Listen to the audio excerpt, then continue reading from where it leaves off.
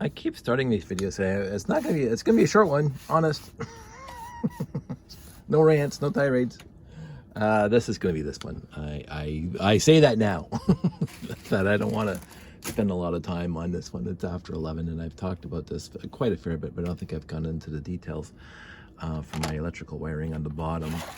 Basically, I'm using electrical tape because I ran out of masking tape, and yes, electrical tape's more expensive to do this, but it still does the job. So the holes are drilled there, the wires running back to the light plates kit there, basic kit there and there. They're daisy chained from there to there, and then I drill the holes in the base plate. Now what I have to do now is I have to, and since these things are not, these ones are not taped down, these guys are, they're taped down. But these guys are not taped down. They're just kind of held in by the plates on the side when they're in place. Because the life lights are a little thick here, I think Rob is hiding the resistor in there. I think what happens is, well, I know what happens is that these are just a little thicker than the actual tape that holds these down. So this base plate is higher than this base plate when it's sitting on top of the plywood, because of course the only place I drill the holes are where the life plates kits are. So what I'm going to do is I'm going to take either my router, or I'm just going to use my Forstner bit and basically drill millimeter depth holes into the wood. I've taken off basically a millimeter or two where each one of these lights are. So it'll because the wires are thin enough, but where the actual lights are bent over, and the leads of the LEDs and the what I believe are resistors inside the sleeve there, they're a little thicker. So I didn't have this problem with his original life lights, but I think he made them better and brighter, which is fantastic for me. But it does add a little bit of a layer of thickness when you bend them over like that, and you can just see they stick up higher. So there's the wire, and here's all that stuff underneath the white here, right? Because the LED just pushed through, and then I bend over the leads. So when I put it into here, and this is the unfortunate part now, so now those things are resting in the hole, so you can see it's higher. Now in the end I could tape it all down, and the middle part will be higher, and you won't notice that too much because there's usually a spaceship parked on top, so you won't notice that. It's kind of bowed a little tiny bit, like a millimeter or two, like that's not even about a millimeter, or an eighth of an inch to the, you guys, well, not even an eighth, this is like the 16th. I don't know what a millimeter is converted into imperial, but so that's what I'm gonna do, because you can feel it right there. There's a high spot there. That's probably some wiring that I got pinched. And so I'm going to trim out, because I don't want to take out too much of the melamine, but I think right around this circle here, I'm just going to lower it by a millimeter so that the base plate can sit flat. And that's what I'm going to do. I have to get around to doing it. So, but I wanted to show you my wiring. 6 lights on each side go back to a life lights kit. The life lights kits are daisy chained, and then I have access to plug in this guy that connects to the 120 volt connector or whatever, however daisy chain all those guys together from the bottom. So when I put the wood down on top of my platform, I crawl underneath when it's all together, and I just plug in the 120 volt into here, and it'll just come up to the hole. So I mean, I have access. And then if I don't do a lights out show, which is going to happen more often than not, then I don't even have to worry about plugging the wire on the bottom, and just leave this thing as is. Now this guy, of course, is my light standard, and the holder of the light standard. And what happens is you got a light standard. Give me a light. Here it is. Getting old. And plug it into there, and then Bob's your uncle, right? So that's perfect. And of course, it's got the electrical plate, the 2x2 plate electrical plates that I made by cutting 2x8s, and that wire also comes back into here. So in all actuality, I do have 8 I can't even speak, 8 LEDs plugged into this guy, and I have 6 LEDs plugged into this guy, which is fine. And so I having an idea of a wiring harness that kind of hangs underneath the joists of my tabletop, my platform top, that I can have like little hangers, or maybe drill holes through the 2x4s to run the wiring. And so I'll have underneath the tabletop, when all these platforms are in place, I'll have all the wires just sitting there, and I can just plug them in when I crawl underneath, because they're all going to be in the right spot. I'm going to make a wiring harness like you see in cars. So that's an idea. overall, the buildings themselves are self-sufficient. The 120 volt connector, if I have one here, it's kind of a mess over here. The 120 volt connector will just go into the buildings. But for all these landing pads, they're going to have to be wired up separately. And so that's what I'm going to do. I'm going to have a wiring harness underneath this thing, and I'm just going to plug it in here, and I'm going to plug it into the next one. Every module, but from what I can see, it's going to have at least one connector to it, because the landing pads on the modules are all wired together. But this is a separate module and only has one landing pad on it. But there are certain modules that have 2 landing pads, or certain modules that have 2 road base plates and a landing pad. And so all those are going to be daisy chained together. And so I only have to plug it in once underneath with one of these guys, right? So that's the plan. And just like right now, I believe, if I did, I think I did it, the landing pad in front of one of the landing pads in front of the monorail station is wired into the monorail station, because there's only 2 life flights basic kits in the monorail station, and then there's 2 more underneath the landing pad, so that's 4. So all 4 of those are wired together, and then they're all plugged into the one wire that comes out. So that's perfect. That's honestly perfect, so I don't have to worry about that. It's just all the other modules, basically, I have to wire separately. So I'm going to have a wire with eight of these connectors on it in various lengths along the, here's me breaking this thing, along the wiring harness, and it's going to be perfectly set up and does electrical tape together, so there'll be one of these little leads sticking out where it has to be, and that's the plan. But of course I have to put the whole thing together and then develop the wiring harness and put all the wires together.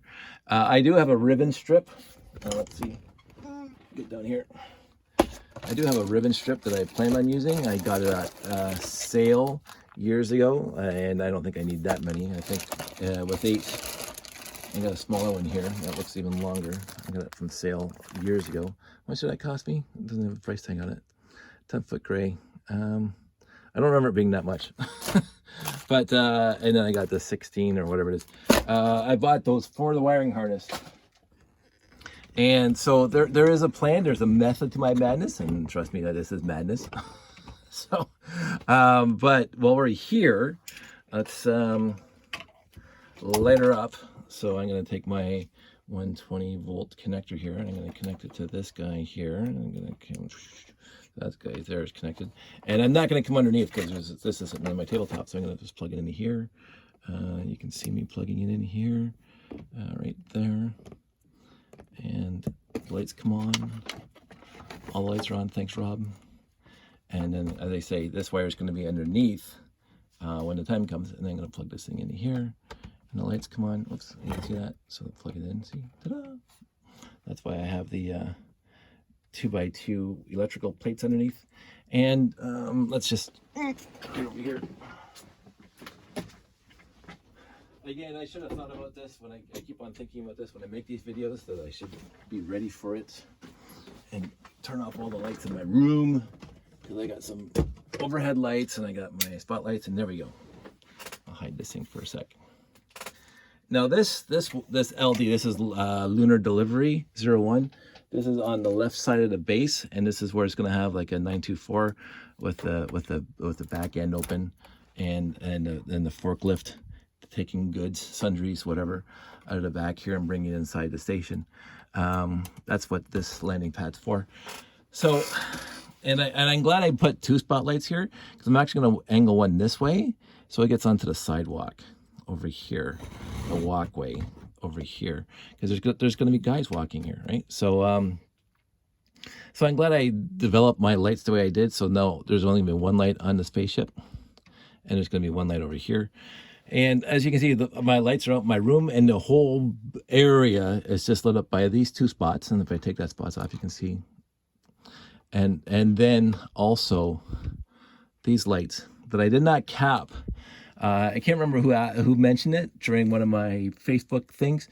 He says just put the 1x1 trans red and trans green tiles, round tiles on top of here to stop the light from coming up. Because again, if you go right over top, you know, the lights come straight up to you. So, but I'm thinking I'm gonna leave these uncapped because it really brightens up the area. So if they are capped, it'll be darker, right? So I'm gonna leave it like this because the the light saturation or the light reflections, the light whatever is going to be more to light this back, because this whole back corner back here is not lit up. The only thing that's lit up is this piece here, this landing pad here and these spotlights here. So there's a monorail track that goes over top here, and there's a train track that comes here and goes into the station here.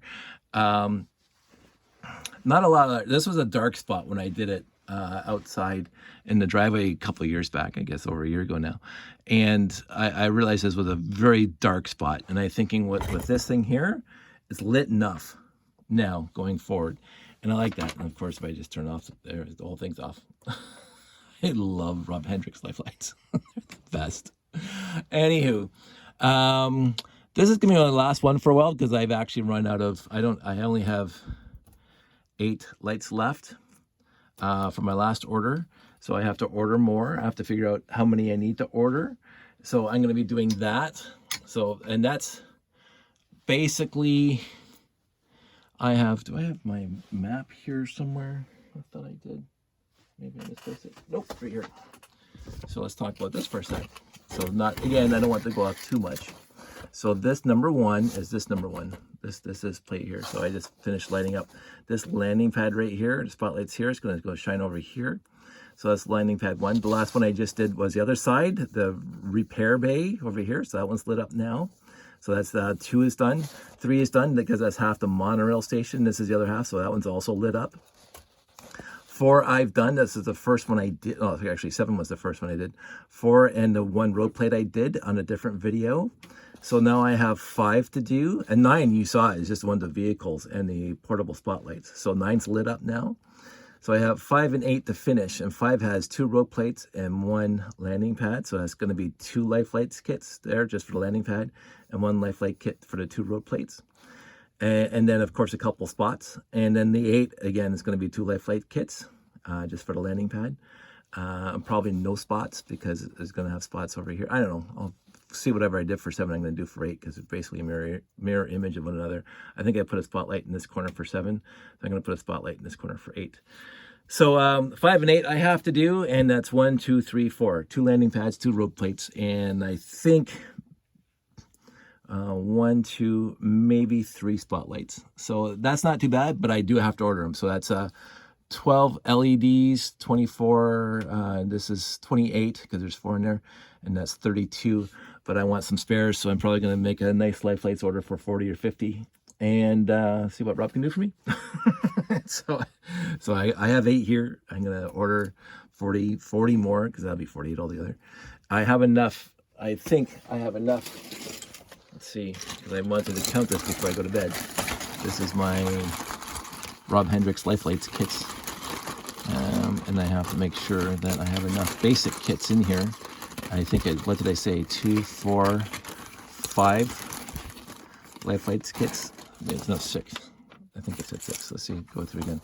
2, 4, 5. Yeah, so 2, 4, 5. So that's an advanced, can't use that one. Don't want to waste that one. There's 1, there's another advanced. 2, 3, another advanced. 4, 5, 6. I have 6 basic kits. Did I see? Well, 7 basic kits. And do we have 8? 8 going once, going twice. Nope, we don't have 8. So I have 7 basic kits, so that will do me. I just need to order the LEDs now. And so that's what I'm going to do. I'm going to order some LEDs from Rob. It'll take a while to get here. And then I'm going to finish 5 and 8. And then I'm going to put the whole thing together. Now, the one thing that I was thinking about the other day is if you've seen any of the layout videos, right in front, I have Jeff's Beautiful sign. Actually, right here, right in front, I have Jeff's Beautiful sign that says this space for rent. And I've always wanted to light that up. It's in storage. It's ready to go. It's part of the layout. You know, it's part of the display. This space for rent. And it's I've always appreciated Jeff's humor, and so I want to light that up. So I might have to run a line from 8 from this life lights kit all the way over here, and somehow light that up so I can, you know, so it's lit up during lights out, the actual sign. So that's a tentative idea of mine, and we'll see what happens. So anyway, that's the overview. This is where we are. We are really, honest to goodness, in the home stretch. Really, when you think about it, because the I mean, the rocket platform is all lit up. You've seen those videos. The tower is obviously all lit up. You've seen those videos. You've seen the monorail station that's here all lit up, and the habitat's all lit up. And now those landing pads are lit up. These landing pads are lit up. That landing pad's lit up. These 2 landing pads are now lit up. And so all that's left is these 4, 2 landing pads here. Then, quote unquote, I'm done lighting the big stuff. And then it's going to come down to how to light the spaceships, because I want more spaceships lit up, and I have a couple advanced kits, but I'm going to figure that out. So, you know, so let's just talk about future state a little bit. Get this thing, because I like talking with this picture in front of me. Future state, having the whole thing lit up and ready to go. Put that way back here. There we go. So we can kind of sign the picture on it. Sign this plate on it. So my friend Rob took the picture and he photoshopped it and put all the lights, I mean the stars in it. Really, really nice. And people might recall, for a few layouts, actually, I mentioned this before, I brought my 10 by 10 easy up pop-up tent or dining fly or whatever you want to call it. You see them at the craft shows all the time. People have this 10 by 10, whatever, easy up tent. They have all their wares inside so they don't get wet if it rains, and no wind and all stuff. So, but I got sick of lugging that thing around. I really did, and it was a pain. For a show, because now I got the boxes, right? I got the boxes. I don't need the easy up, and the easy up would be too low, really, honestly, with the 22-inch boxes and then a 6-foot tower, so it's almost 8 feet tall. You wouldn't. I don't think it would look nice. And my easy up had a silver roof, tarp on top, canopy. Sorry. I know my words. It had a silver lining canopy, and the silver was on the inside, and that looks just dorky when you're doing layout. If it was all black, it'd be better. So what my plan sort of is, because I got the boxes, the wooden boxes, and you guys seen wooden boxes. You can go to Home Depot, and I saw them there once in the plumbing aisle. Is hooky things that fold into the floor. It's almost like the old things that you see at in gymnasiums, where you got these little round hooks that swivel up that you can tie things to, but they fold flat onto the floor or the wall, whatever. And so I remember them being like an inch and a half diameter, or maybe even 2 inches diameter. I'm sure you can find them somewhere. I have to go looking for them. Because what I plan on doing is I plan on screwing those things into the back of the boxes that are at the back of the layout, right? So you have the 2 boxes on the back. Each box, there's 1 box in each corner of the layout.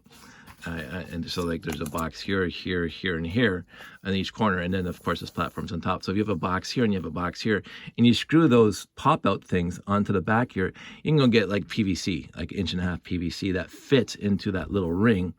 And you can, buy a 6 foot, 8 foot length of PVC. And then you can have uprights. You can have 2 PVC uprights behind the layout. And those PVC uprights can either hold a black, like what I have here on my table, like this black bed sheet, or a big sign, a big banner, OBV CSL or Canadian Brick Builders or whatever. So that's also a plan. But my other huge plan was, because this PVC pipe is going to have an open end at the top, and then you would put like an L bracket on it or something, or get some small rebar or something so you'd have the pipe coming up, the PVC coming up, and then you have all these little pieces of L-shaped rebar that you just drop into the top of that thing, and you can have like a little fan out of these rebars or whatever, these little things, 2 or 3 feet long, sticking out, and you hang spaceships from them. Like seriously, you hang spaceships from them, because why wouldn't you? So you don't need too many. I don't need too many spaceships flying, but you have a way of hooking up a spaceship hanging from the top, from the PVC in the back that's having these outcroppings, those outjuttings of rebar or whatever little steel is strong enough not to bend underneath the weight of a spaceship. You don't have too many of them, but you do have them that look like they're flying. And that way, it even looks better during lights out. And that's why I have to light some of my spaceships. Because if I'm going to hang them up like a mobile or whatever, they should be lit up. So that's a tentative plan as well. So that's even future state. We're in the production state where I want to get the layout finalized to a point where it's really cool looking, and it's worthy of a show, it's worthy of a lights out, blah blah blah. But I also want to add, because there's more stuff to add to it, that's not specifically pure Lego, like PVC, not Lego. like a banner in the back, not Lego. Because when we're doing shows, you want to not quote unquote advertise, but you want to say who you are. And I mean, I could spray paint that onto the boxes. I really can. I mean, it says Ontario Brick Builders right across the front of the layout. But to add other stuff, the other cutesy stuff to make it into a more of a cool display for people. So anyway, that's future states. After I get the lighting done, after I finish 5 and 8 and set it up and see what's missing, because I can guarantee there's going to be stuff missing. But in the end, I do have to, and not to keep on going, and so again, no more rants, but I'm specifically talking about the layout. You saw the videos where I built the new corridors, the new moon-based corridors that connect the tower to the monorail station that basically circumnavigate this landing pad here, because if you can even see in this, the old one, the old corridor is there. I haven't printed a new one yet, but of course it goes around here now. Those corridors aren't lit, so maybe I should actually order a few more life lights kits from Rob, because I want those corridors lit too, because they're going to just be black and lights out, and I don't think that's going to be good enough for me. So, but I'm going to put it together first.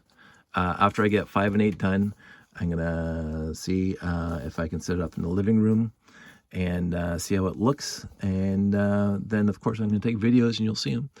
But I do have all these future ideas, and and that's just the tip of the iceberg, what I just talked about, of some of the ideas I want to do for this mini display.